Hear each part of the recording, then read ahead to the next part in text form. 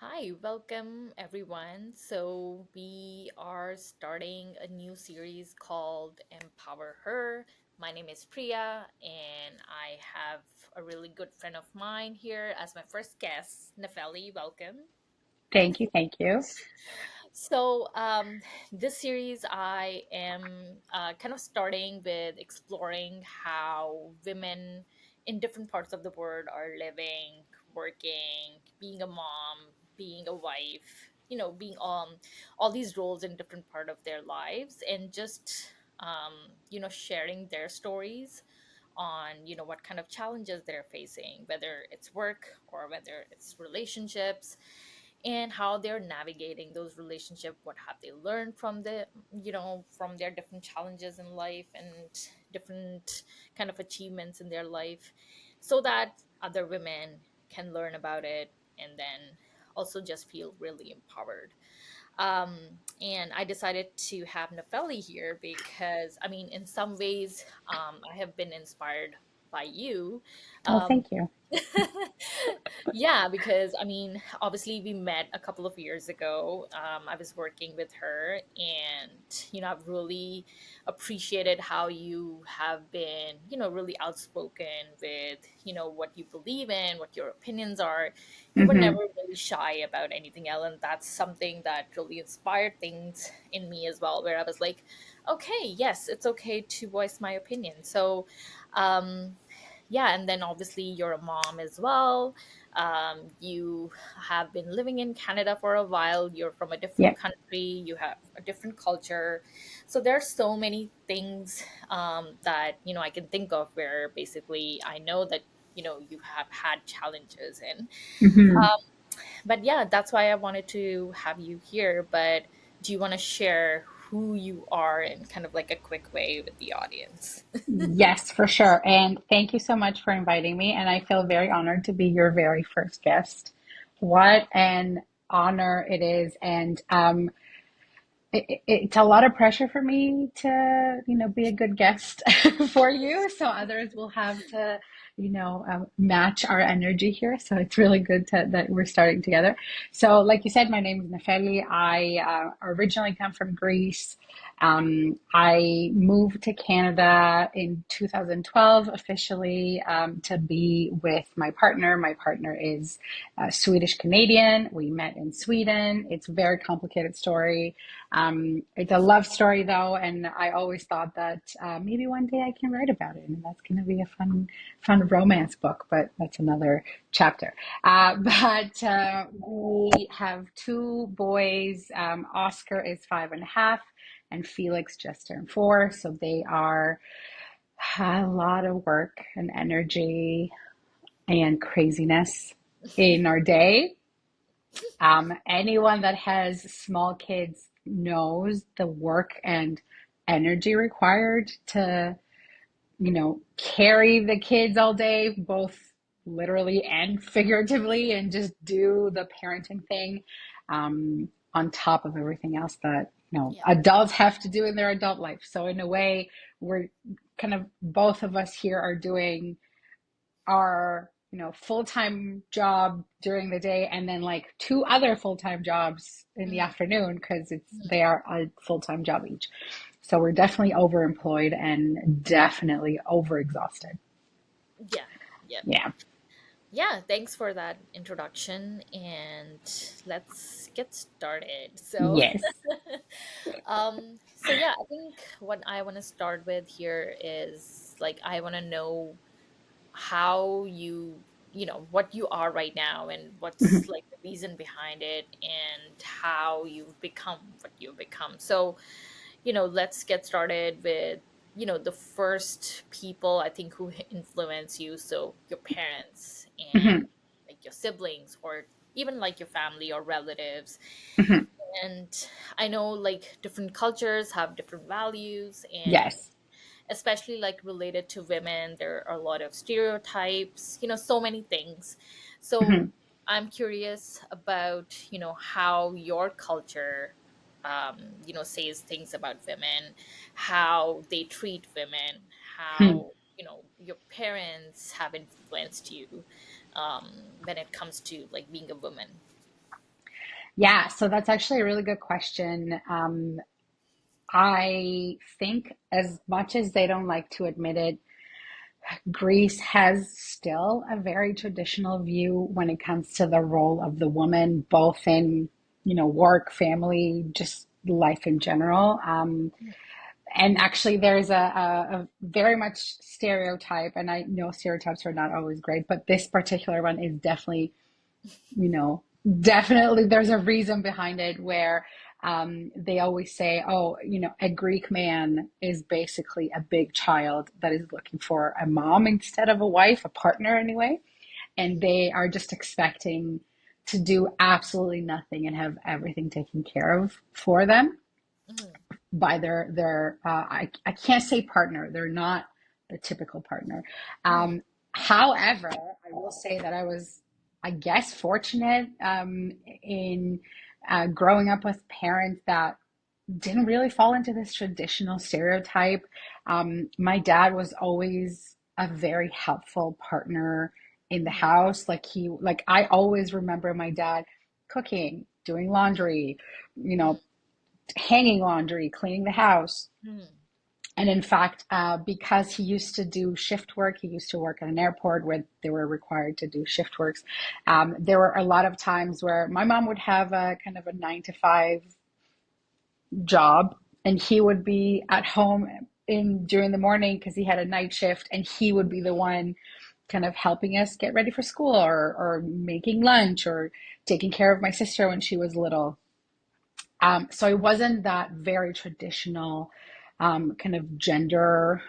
gendered household, um, but it definitely exists in Greece, and I have seen it not just from friends, Mm-hmm. um, where their brothers were always more important, their dads were always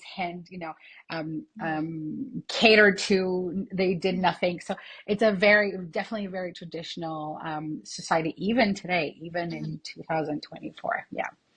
Yeah, yeah, I think I can relate with that a little bit because Hmm. even with the Indian culture, it's pretty much the same where, wives are expected to, take care of the husband as if it was their child. So Yeah. that expectation is definitely there. But Hmm. I think even with my parents as well, it was very different from any other family. So we are very unconventional, I would say. We are Yes.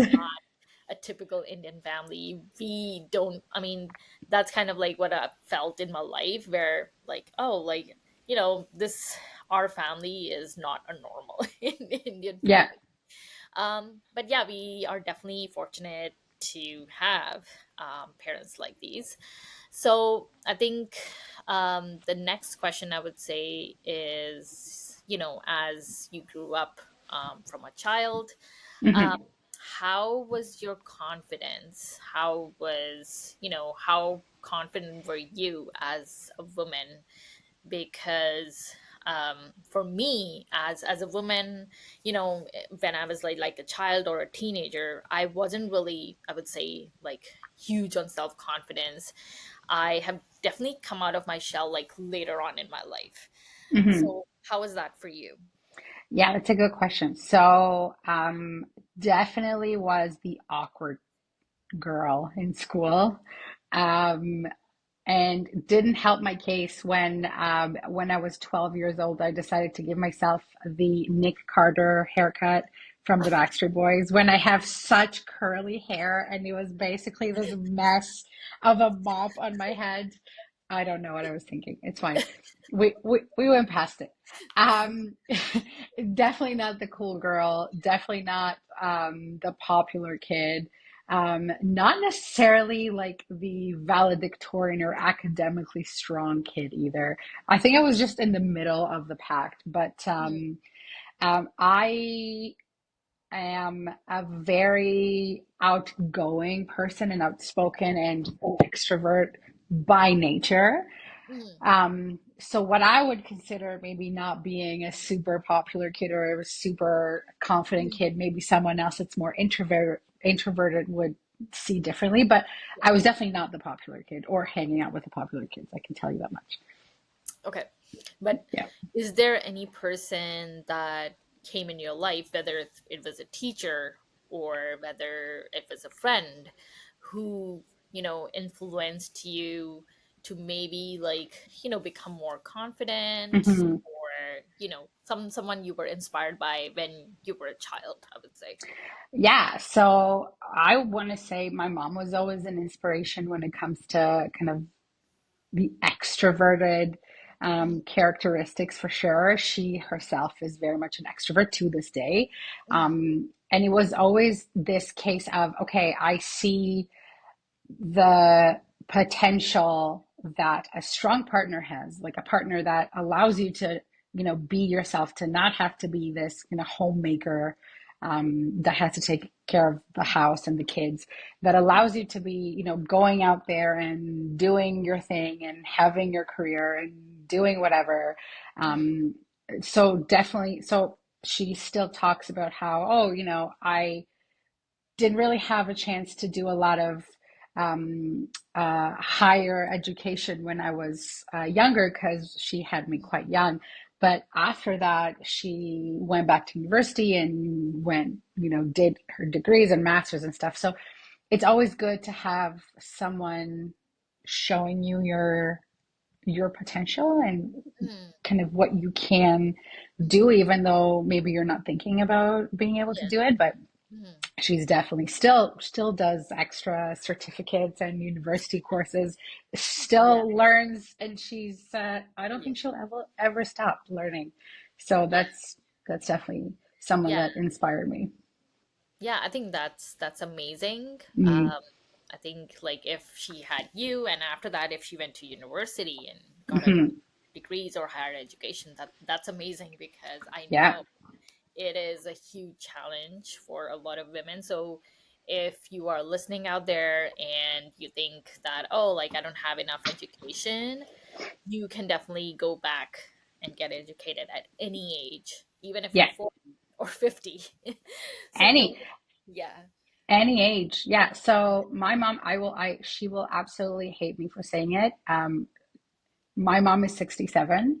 Mhm. Um, she will not like the fact that I just blasted her age to everybody, but she's just doing a criminology certificate, nothing related to what she does in real life or her work. She just thought it was interesting. So always support girls and women when they're telling you that they want to learn. I think that's a really important lesson for everybody.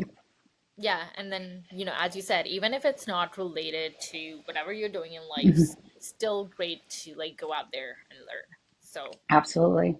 yeah. Um, and so let's talk a little bit about, what your career or ambitions were when maybe you Hmm. were a child. Even if it was like, oh, I'm not sure what I'm gonna do, which was me. I Same. It was me too. so I was like, I would be envious of these kids who would be like, okay, I am in, I'm 5 or I'm 10 and I know exactly what I'm gonna do. Yes, And for me, it was like, I'm not sure. We'll see. I So know. was it like this the same for you?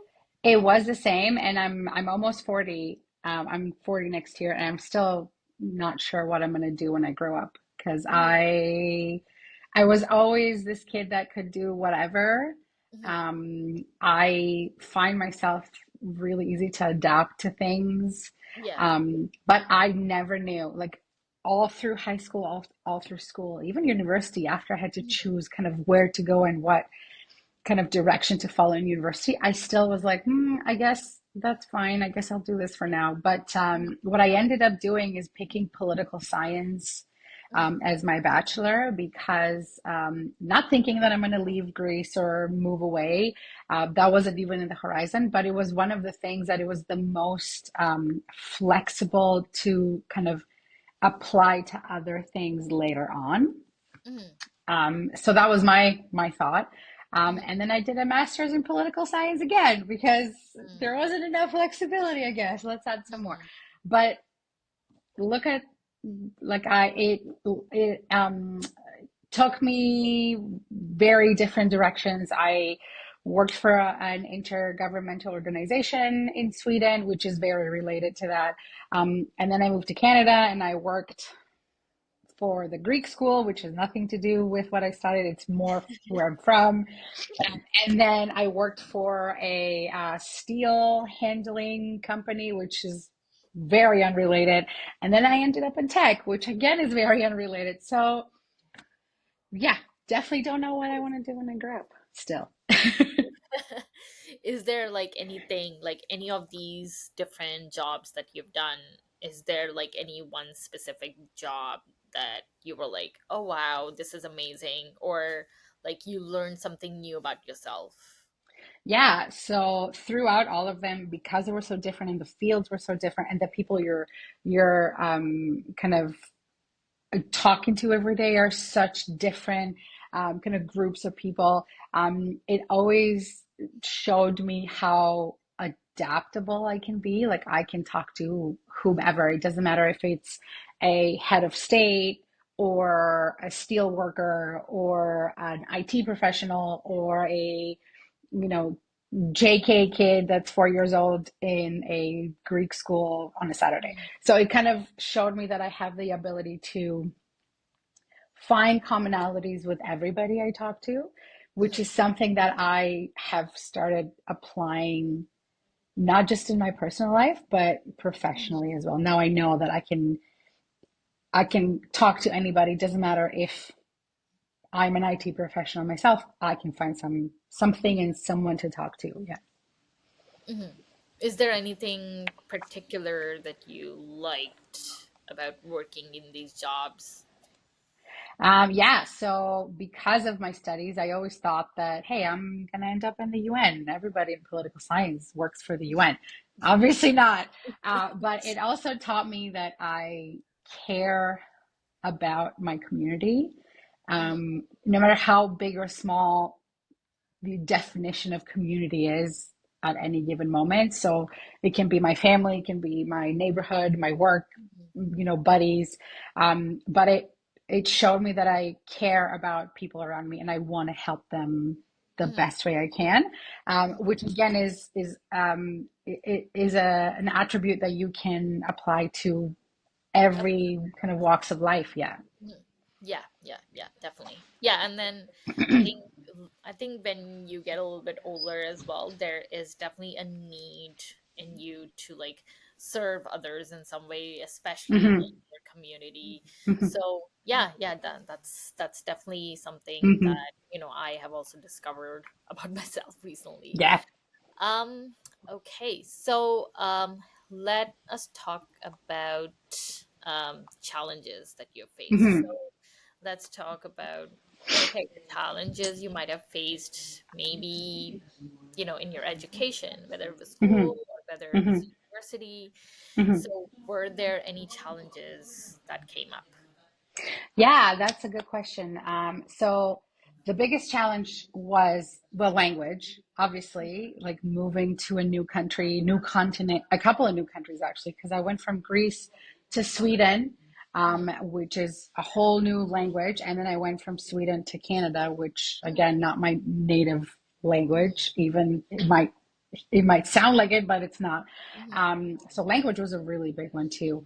Mhm. Um, Network, I would say the biggest challenge is switching in switching countries, switching continents is the lack of network, not just Mhm. to support you in your day-to-day life, but Mhm. obviously work network too. So moving from Europe, it was really challenging for me to find my people that I can, rely on, Mhm. both for my day-to-day and for work Mhm. specifically. Mhm. Okay. And then how did you navigate that? Did you try different things to find that? Yeah. Yeah. So as a person from a very particular community, like Greeks are everywhere. And they always say, hey, go find the Greeks first. They will help you. So that's kind of what I did. As soon as I moved here, I went to the Greek community and I was able to find kind of a small job. It wasn't full time. It was just the weekends, but it was enough at the time to kind of get me on my feet. And I was working for the Greek school. And through the Greek school, you meet all the parents and all the kind of Mm, grandparents and stuff. So you meet that network. And then that's how I got my first full time job at Russell Metals, which is a mm, steel place, steel mm, company. So it kind of helped me get that first kind of my foot mm. in the door, Yeah, I yeah, would yeah. say. Yeah. Okay, nice. Um, and then let's talk a little bit about, moving from a different country, as you said, to Hmm. Canada. Um, Obviously, that must have been a huge decision for you. So, were there any specific reasons behind that, or was it just, you know, a random decision? People move Yeah. all the time. They do it all the time. Yeah. So I moved from Greece to Sweden to for a master's degree. And then I ended up meeting my now husband, and we lived there for a good 5 years, I think. Mhm, And because so my husband is born in Canada, but has a dual citizenship, Swedish Canadian. So mhm, he was just fine to stay there because it's kind of his like homeland, if you mhm, will. So we tried to get jobs to find kind of a network to stay there, and it didn't quite work out. mhm, So he was the one that decided, hey, I'm gonna give it a shot and go back to Canada and see if I can find something. mhm, Um, do you want to come with? And because I told you before, I'm a very adaptable person, I was like, yeah, why mhm, not? Let's try. mhm, So I tried. And mhm. so far it's been working out. We'll see. Nice. So let's talk a little bit about, you know, um, as a working mother. Mm, I want to talk about, work-life balance and, obviously navigating motherhood as well. hmm. I know it's a huge challenge. So, yeah, how was your experience with that? And what were, some of the challenges that you faced? Oh boy. um, so my particular experience, obviously everyone has different experiences when it comes to motherhood alone, let alone, full-time working, full-time parenting. Um, the first thing I will say is it's really unfair that the world today, working world, is expecting us to, work as if we have no children Hmm. and parent as if we have no full-time job.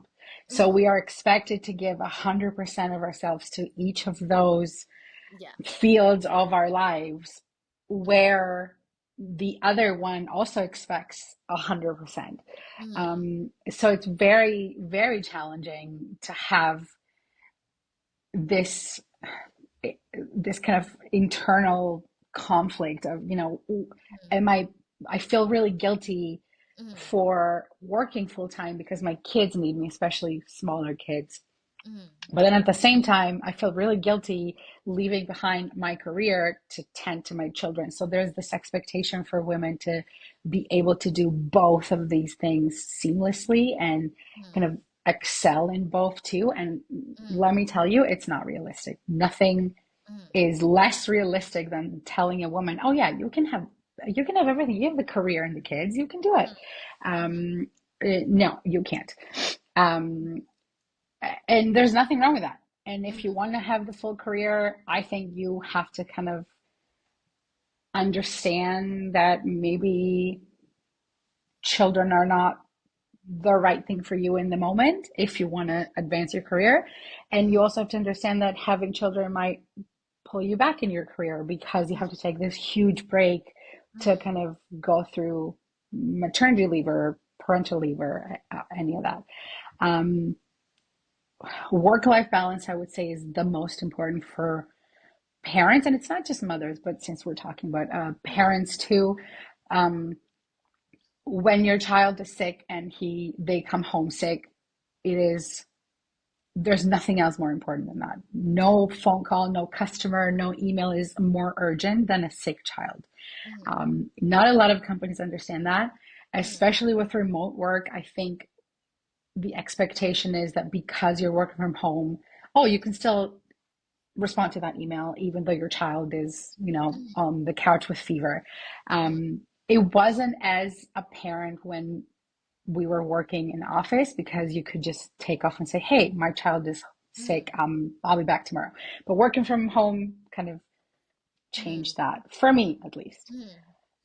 Um, and having a support system is also very important, or the lack thereof. I don't really have grandparents around, which means my partner and myself are 100% on the hook for all child related things. There's no grandma that I can call and say, "Hey, can you go pick up my kid because they're sick?" Or, "Hey, can you come here and hang out with them because I have a meeting?" There's none of that, which is creating even a bigger challenge for us Mm-hmm. to balance, parenthood and working full time too.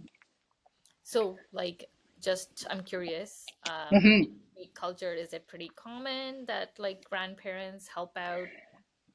Yeah, so that's actually one thing that I didn't realize how different my experience was from my partners, for example. Mm, My grandmother, specifically my maternal grandmother, um, was there to raise me. I was her first grandchild, the oldest of the grandchildren by almost 11 years. So the next grandchild is my sister, who is almost 11 years younger than me. yeah. So she was always around. She would pick me up from school. She would hang out with me at home. She would come cook us dinner. She would take me to the park. Like, she was always, always around, to the point that some people thought she was my mom because she was a very young grandmother too. Mm, So, whereas my partner, we're talking about this, and he was saying, I saw my grandmother maybe once every 3 years because she lived in Sweden. And again, there was a really big kind of mm, an ocean between them, literally. So there's difference in experiences in how I mm, saw the involvement of grandparents to how he saw mm, them. So yeah, absolutely mm, different experience. mm.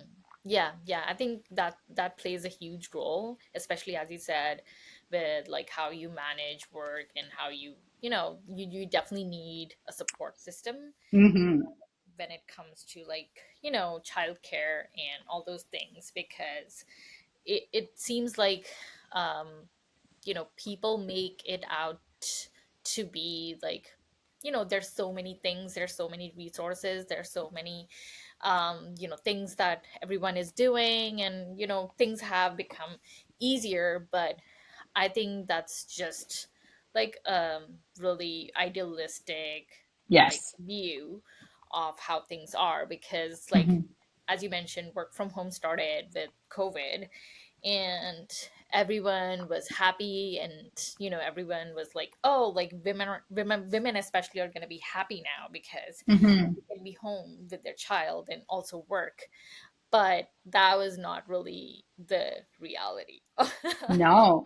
And the how many women decided to leave their job and just stay be a stay-at-home parent Mm, because of COVID? How many, like, the mm, percentage of women leaving their jobs because someone had to stay and take care of the child mm, while the other partner is working full-time from home was, mm. in my opinion, astounding, especially the first Yeah. year of the lockdowns. Just so many women were pushed out of the workforce just to be a homemaker, Mm, or childcare, mm, which I think is kind of devastating to see how, again, the gender roles are so prevailing still, like, to mm. these days. Which, yeah, I don't know. Yeah, yeah. I don't know that everyone would have done it, but I think my partner would have preferred to stay at home instead of me staying at home. He's the Yeah, cook in this house anyway. it differs from obviously every Mhm. household, but Yeah, I definitely saw a lot of mothers having this huge challenge where yeah. even like someone from outside might look in and be like, oh wow, they have like a perfect situation, and they can be at home, manage their child, two parents are at home, and everything should work out better. But Hmm. instead, there are so many challenges that come, as you said, Hmm. like the expectation from your workplace. Even if they are like, okay, you're good to work from home, there are still expectations that, okay, we get it, you have some kind of challenge with your child, but we still expect that, okay, you're gonna be Yeah, talking to a customer or sending out an email or all yeah, those things. for So sure. um that definitely varied, where some might have been a bit lenient with it, but some were very strict with it. So yeah, so there was definitely a lot of like um challenging situations with it. um, Hmm. and then I talk a lot about equity as well. And I think that's really important to talk about, because people confuse equality with equity, and they don't really know what that means. And with women and men, obviously we're different biologically, we're Hmm. different with even like how our brains are.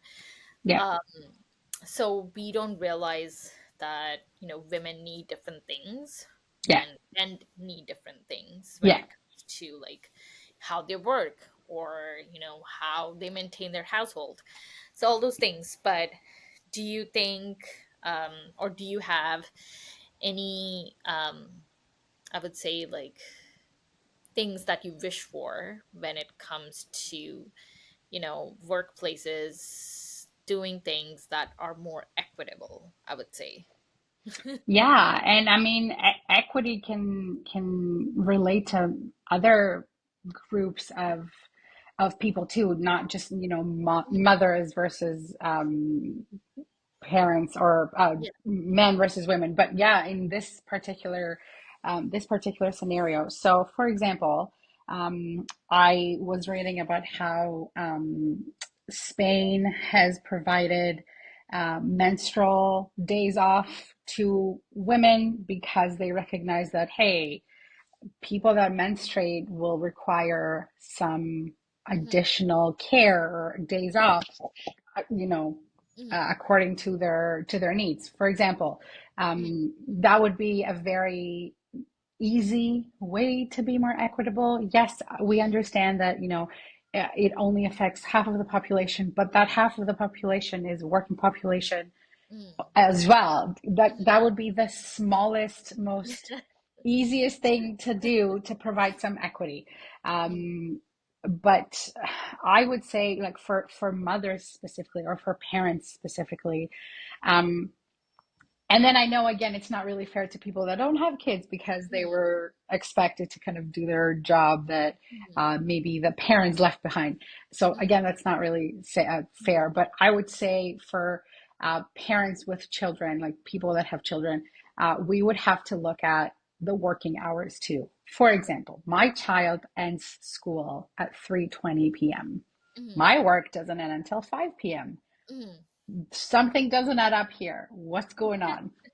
What am I supposed to do with a child in the house for an hour and a half? That Yeah. kind of needs to be looked at. And I think that Hmm. would benefit everybody if we didn't have to work until 5, just saying. Hmm. No, I think that that's a really good point. And like this really might sound like really small, but I think this something that you've mentioned with the school hours not Yeah, matching with the working hours is really important, yeah. because um, yeah, that definitely needs to be looked at, because it affects a large part of the A large, population. and not just women, all parents. Men, All parents will yes, be affected equally all by this. parents, And yeah, men, yeah, women, whatever. yeah. So yeah, it does affect everyone, and yeah, I think that definitely needs to be looked at. So Hmm. if it is more, um, if it matches more with the hours, I think that would be better. Where I don't think people who are like who are child free, they don't have a child, or I think it's just about being more compassionate, and just being more empathetic toward Hmm. parents as well, because I think it's more of like give and take. If if you're doing something as a favor to someone, obviously that person is going to be thankful and Hmm. help you support in other ways. It doesn't In have to other ways, exactly. work related or like whatever. Yeah. But yeah, I think there has to be more compassion. So even Hmm. with like the menstrual leave, right? So I also talk about that a lot, because in India as well, like it is a huge debate. um, Hmm. there are some companies that have started giving it, Good. um, and there was like a huge debate on it, whether it was fair, whether it's something that women might take advantage of, and or like men would feel like discriminated, and they would be like, okay, why are women getting an extra day off? Why don't I get it? Nothing about our society is fair for women. It's Yeah. okay if we discriminate men, just this once. I think they're gonna be fine, just this once.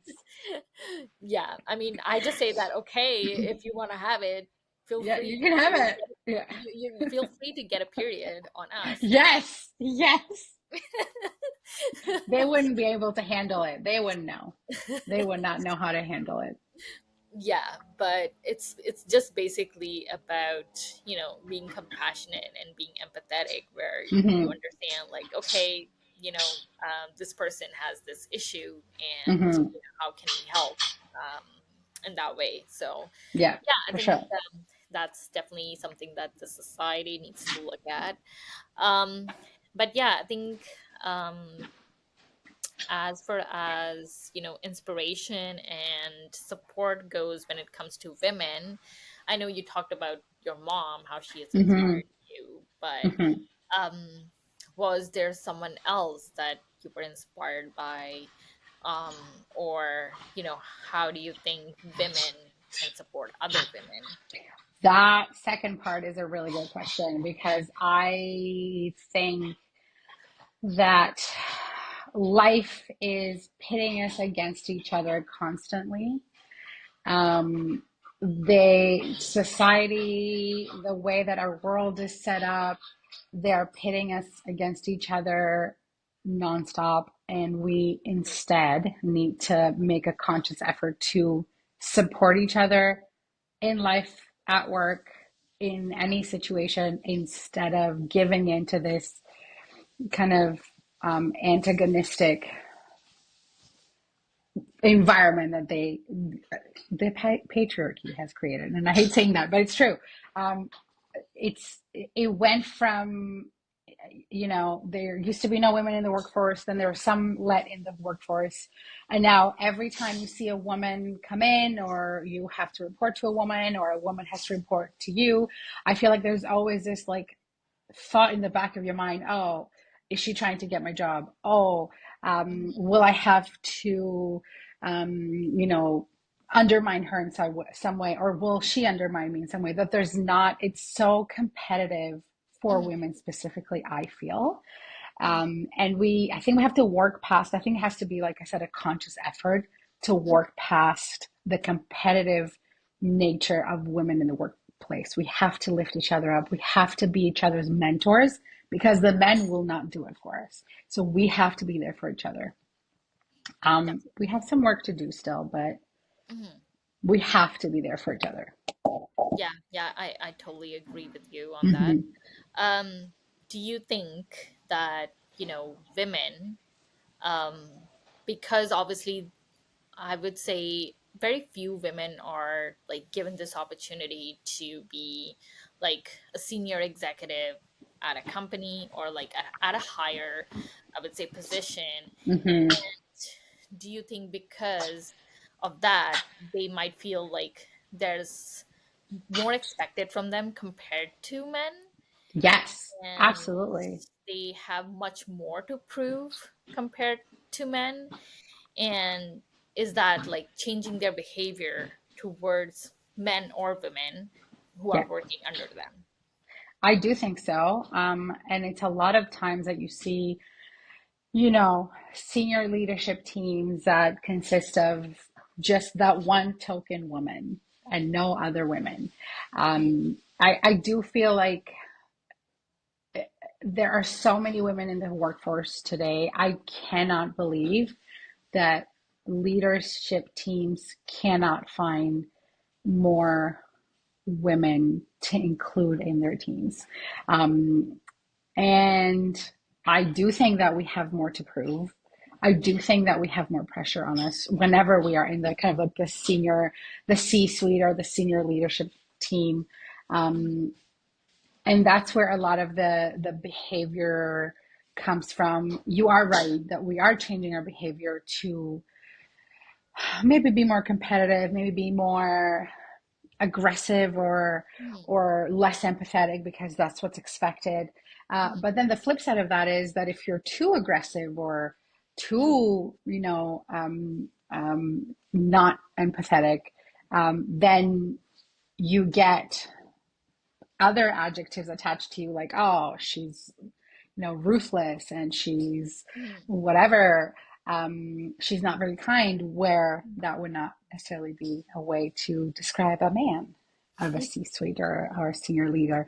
So I feel like we can't win. We cannot be in these senior teams because and be ourselves because there's a pressure to kind of conform to the the male parts of the teams, but then we can't conform too much because then we are not compassionate enough or empathetic enough or whatever. Yeah, yeah. So can't win.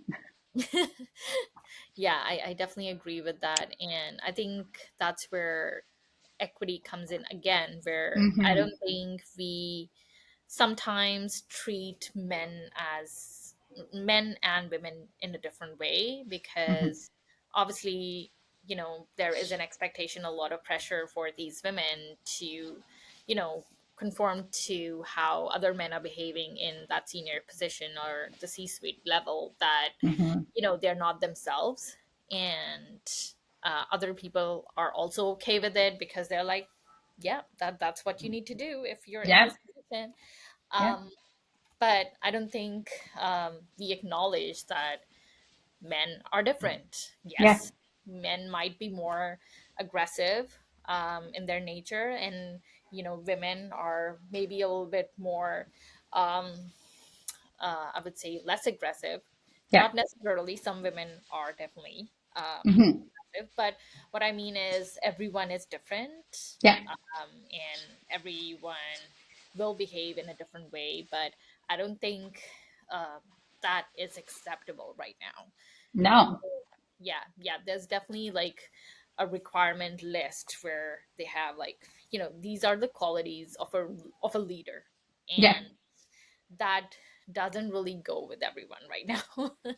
Yeah. And the problem with that is that uh, you're trying, not you, the the bigger you. They are trying to put a label or create this label and find the people that conform to this label when they should be doing it the other way around. They should be finding the people that are, they have leadership potential or they are, perfect for the C suite and creating labels around them and say, hey, this person has potential to be a great leader because they are um, thinking outside of the box, or this person has a potential to be a great leader because they're very empathetic.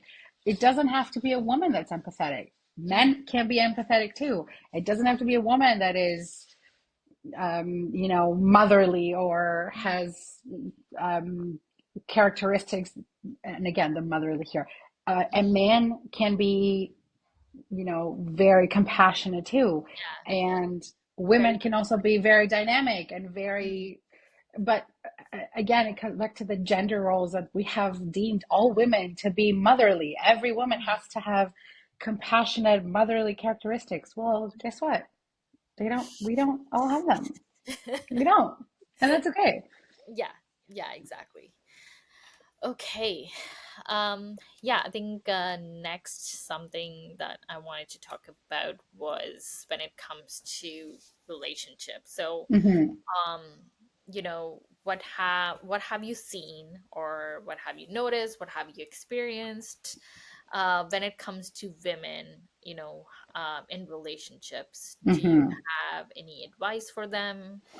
Do you have um, any kind of like suggestions how to navigate like different challenges when it comes to like relationships? Yeah. So relationships can be kind of two-sided, right? We're talking about partner relationships and finding the person that you want to spend the rest of your life with or not. And then your kind of your day-to-day other kinds of relationships like work relationships or Mm, friends or whatever. And I would say for both of those, don't settle for someone that doesn't make you better. This is always something that I was talking to my partner about, how partners, either romantic partners, work mm, partners, friends, are supposed to bring the better out of mm, each other, your better self, and not pull you down. And mm, if someone is pulling you down, again, in any aspect mm, of your life, romantic relationship, friend, work relationship, they're not the type of person that you want to be around. mm, And you deserve better. mm, We all deserve better.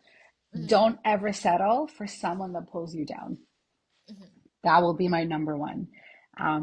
Always try to find the person that makes you yourself a better person and that you make a better person too. Because mm, I think that is a successful relationship. mm, There's struggles all the mm, time. mm, Parents of small kids are basically roommates. mm, They are exhausted, since we're mm, talking about parenthood. They're exhausted, they're overwhelmed, they are burnt out, but they are still doing this together. mm, There have been days where my partner and I are completely like so exhausted, destroyed from the day of, little kids, work, whatever, mm, stressful life. And then at the end of the day, we say to each other, you know what, this really sucks and it's really hard, but I wouldn't do it with anyone else because you are my person. mm, And 15 years, we've been together for 15 years now. 15 years later, we're mm, still trying to be each other's person. So mm. find the person that makes you a better person too. Yeah, I think that Mhm. that's really good advice. It Mhm. might sound easy, but it's definitely It's not easy, absolutely. it's definitely not I easy. had to move a continent to find that person. It's not easy. It's definitely not easy. Yeah, finding that person and then Yeah. also like maintaining it and Maintaining nurturing, it, yeah. yeah, nurturing it and all that. So it definitely requires a lot of work. And Hmm. as you said, don't settle, and find a person who just makes brings the best out in you.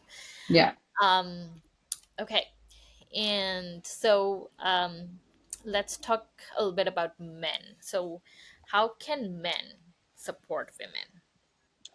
I would say stop looking for your mom. You have a mom. Why are you looking for a second mom? If you want to live with your mom, go live with your mom. I like it's really unrealistic for a woman to come into a relationship where she has to take care of a man child. Why Mm, would she want to do that? yeah, yeah, definitely, Especially if there are no children in the picture. Like if you have no children, I'm not looking for children. I don't want to take care of a man child. And I yeah. would say, especially in romantic relationships, I would say partnership is a two-way street. You can't just expect your partner to do everything for you Mm, while you do nothing. And there's some cases where they say, "Oh, but I'm the breadwinner." Okay, mm, good for you, I guess, but that doesn't mean your partner doesn't deserve, equal treatment, respect, mm, space, a break. mm, So partnership is definitely not an easy thing to do. It's mm. easier to say, I'm the man, I'm going to do nothing and just bring the money and you do all the work in the house. No, that's not a true partner. You're looking for a maid and a cook and your mom. You're not looking for a partner. That's very different. Yeah, I Yeah, think with that, I think there's also like I think men have been told like the wrong things, that for sure. this is equality. Like if a woman chooses to be a stay-at-home mom, Hmm. that means that the man is going out and earning money, and in his mind that makes it equal. Like, okay, No. you're doing equal Yeah, thing. It's not, it's not. it's not. It's not equal. But I think that's what, where we have gone wrong, where we Hmm. told men that yes, this is okay, this is acceptable, and this is Hmm. equal. So we definitely need to like change that narrative and show men, or like basically men need to realize that Hmm. I've been lied. Yeah. And I think it's very cultural too. Like I know, for example, I can't speak of other cultures, but in Greece in particular, like male boys and like babies that are boys are like the king. Mm. They are treated so much different. Everyone is, even the words for, boy and girl when you have a baby, there maybe it's for older generations, but they will come and ask you, oh, did you have a kid or a boy? Like, Okay. no, like come on. There, even Yeah. the way there's this again stereotype of the Greek boy mom where no one will ever be good enough for her son. They are basically baby until they are in their 50s. Mm, They never, bothered to, pick up a plate, do their own laundry, wash a single piece of clothing, mm, never mind actually like contributing in the household. No, they must never be disturbed from mm, their kingdom of nothingness. mm. And it's just all on the girl. And on the other side, the girls are taught to always be like, oh, your brother will eat first, you can eat Oh after, yeah. or your brother's first, you can eat whatever. Like it's so archaic, and it's so Mm, frustrating to mm, perpetuate these really old fashioned views right now. Like, there's no reason. We're all people. mm. Yeah, I think I can relate with that, and I can Mm, definitely say that that's pretty similar to, the kind of culture we have in India as well, hmm. where definitely like males are given, like a male child is given more preference, they're more celebrated.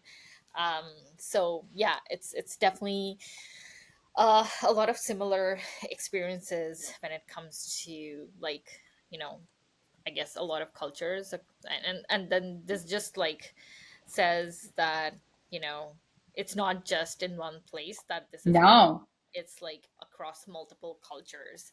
So exactly. when people say that, oh, okay, sure, okay, if that happens in your culture, oh, okay, it's a small population. Yeah, It's no. No, it's Yeah. widespread. It's It's widespread. The Yeah. only culture that I know, only because I'm kind of seeing the other side of it, is the Scandinavians, where they could not care less what kind of child they would have. They are just treated the same.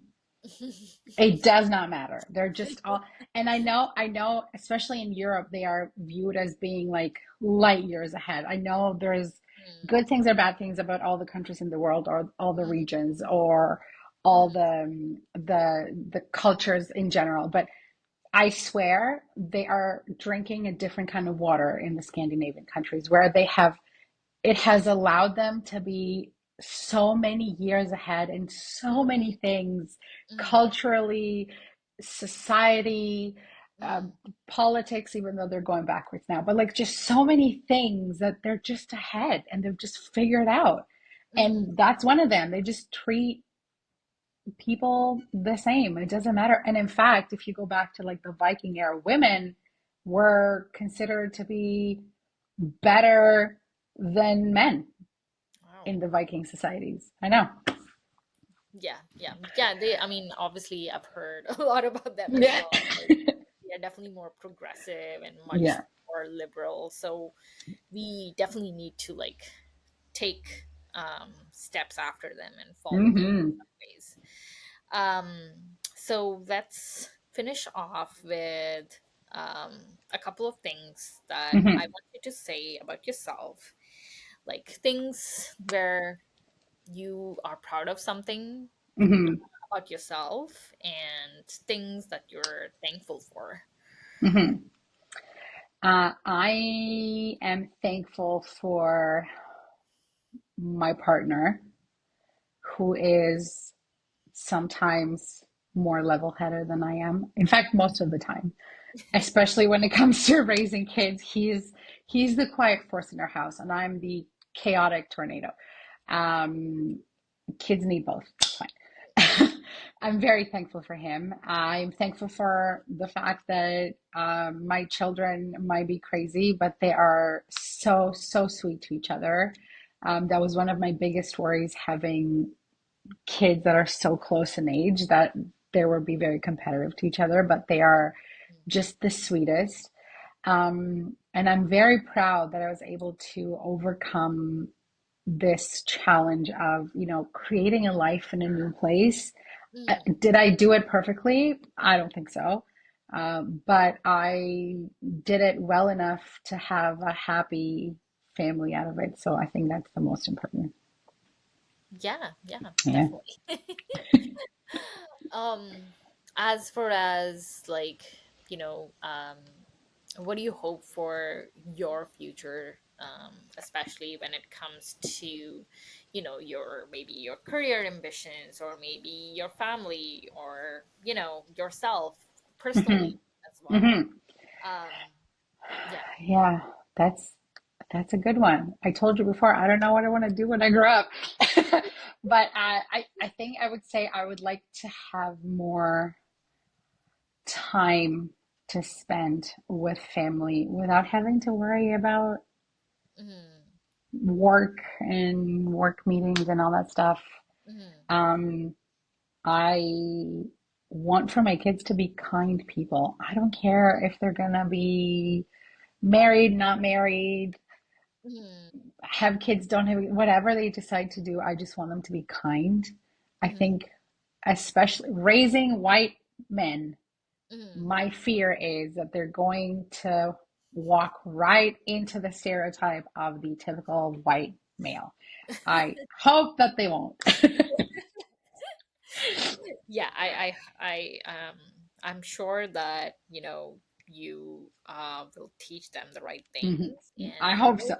yeah, and yeah, obviously they have really great parents to look up to, whether it's you, whether it's your partner, but basically, I think what I believe is like you see your parents, and that's where you learn from, Mhm. and you know as far as I know you, I feel pretty confident they're gonna be like really Thank you, Priya. kind people, and Thank you.